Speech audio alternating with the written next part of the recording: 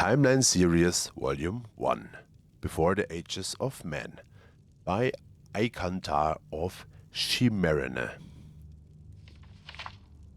Before man came to rule Tamriel, and before the chronicles of the historians recorded the affairs of the rulers of Tamriel, the events of our world are known only through myth and legends, and through the divinely inspired teaching of the Nine Divines.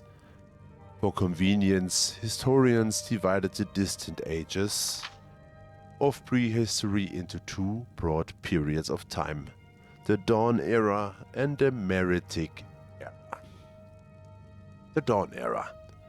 The Dawn Era is that period before the beginning of mortal time, when the feats and the gods take place.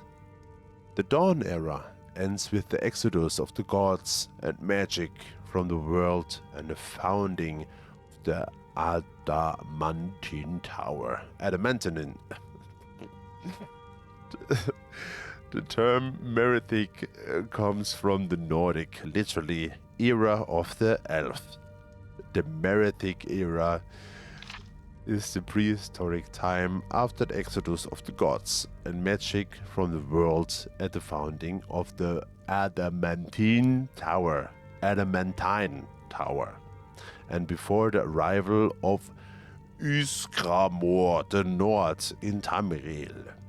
The following are the most notable events of the Dawn Era, presented roughly in sequence as it must be understood by creatures of time, such as ourselves. The cosmos formed from the Arbis, chaos or totally, by Anu and Padme. Akatosh, Ariel, formed and time began. The gods at Ada formed. Lorcan convinced or tricked the gods into creating the mortal plane. Nirn. Or Hirn? Not sure. The mortal plane was at this point highly magical and dangerous. As the gods walked, the physical makeup of the mortal plane and even the timeless continuity of existence itself became unstable. When Magnus, architect of the plans for the mortal world, decided to terminate the project, the gods convened at the Adamantine Tower, the Reni Tower, the oldest known structure in Tamriel, and decided what to do. Most left when magic did. Others sacrificed themselves into other forms, though that they might stay. The Elnofey. Lorcan was condemned by the gods to exile in the mortal realms, and his heart was torn out and cast from the tower. Where it landed, a volcano formed. With magic, in the mythic sense, gone, the cosmos stabilized. Elven history, finally linear, began. ME 2500. The Meretic Era. The Meretic Era was figured by early Nord scholars as a series of years numbered in reverse order, backward from the beginning of time. The founding of the Kamuran dynasty recorded as year 0 of the first era. The prehistoric events of the Meretic Era are listed here with the traditional Nordic Meretic dates. The earliest Meretic date cited by King Harald's scholars was ME 2500, the Nordic reckoning of the first year of time. As such, the Meretic Era extends from ME 2500 in the distant past to ME 1. Okay, so ME stands for Meretic Era. Okay, nice. the year before the founding of the Cameron dynasty and the establishment of the White Gold Tower as independent city-state. According to King Harold's Bards, ME 2500 or 2500 was the date of construction of the adamantine tower on Balfriera Island in High Rock, the oldest known structure of Tamriel. This corresponds roughly to the earliest historical dates given in various unpublished Elvish chronicles.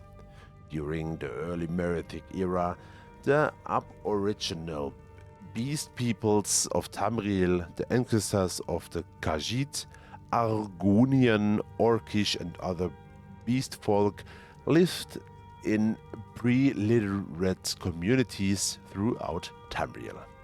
In the Middle Merethic era, the Altmeri, mortals of elven origin, refugees left their doomed and now lost continent of Altmeris, also known as Old Elnove, and settled in southwestern Tamriel. The first colonies were distributed at wide intervals on islands along the entire coast of Tamriel. Later, inland settlements were founded primarily in fertile lowlands in southwest and central Tamriel. Wherever the beast folk encountered the elves, the sophisticated, literate, technological, advanced Altmeri cultures displaced the primitive beast folk into the jungles, marshes, mountains, and wastelands. The adamantine tower was rediscovered and captured by the Direni, a prominent and powerful Altmeri clan. The Crystal Tower was built on Somerset Isle, and later White Gold Tower in Cyrodiil. During the Middle Merethic era, Altmeri explorers mapped the coast of Vvardenfell, building the first era High Elven wizard towers at Alt Redainia, Balfell, Tel Arun, and Tel Mora in Morrowind. It was also during this period that I laid wild elven settlements flourished in the jungles surrounding White Gold Tower, present-day Cyrodiil. Wild elves, also known as the Heartland High Elves, preserved the Dawn-era magics and language of the Elvenei, El-Nofei, ostensibly a tribute land to the High King of Alinor, the Heartsland, long lines of communication from the Somerset Isles, sovereignty effectively isolated Cyrodiil from the High Kings at Crystal Tower. The late Middle Merethic era is the period of the High Veloti culture. The Shaimer, ancestors of the modern Dunmer or Dark Elves, were dynamic, ambitious, long-lived elven clans devoted to fundamentalist ancestor worship. The Chaimer clans followed the prophet Velot out of the ancestral elven homelands in the southwest to settle in the lands now known as Morrowind. Dismissing the secular culture and profane practices of the Dwemer, the Chaimer also coveted the lands and resources of the Dwemer, and for centuries provoked them with minor raids and territorial disputes. The Dwemer, the Dwarfs, free-thinking, reclusively elven clans devoted to the secrets of science, engineering and alchemy, established underground cities and communities in the mountain range, later the Veloti Mountains, separating modern Skyrim and Morrowind. The late Merethic era marks the precipitous decline of Veloti culture. Some Veloti settled in villages near declining and abandoned ancient Veloti towers, During this period, Veloti high culture disappeared on Wartenfell Island. The earliest Dwemer freehold colonies date from this period. Degenerate Veloti devolved into tribal cultures, which in time evolved into the modern great houses of Morrowind, or persisted as the barbarian Ashlander tribes. The only surviving traces of this tribal culture are scattered Veloti towers and Ashlander nomads on Wardenfell Island. The original First-era High Elven wizard towers along the coast of Tamriel were also abandoned about this time. It was in the late Merethic era that the pre-literate humans, the so-called Nedic people from the continent of Atmora, also Altmora, or the Elder Woods and Altmeris, migrated and settled in northern Tamriel. The Nord culture hero Ysgramor, leader of the great colonizing fleet to Tamriel, is credited with developing a runic transcription of Nord speech based on Elvish principles, and so Ysgramor is considered the first human historian.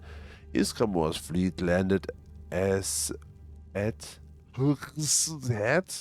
the extreme northern tip of Skyrim's Broken Cape.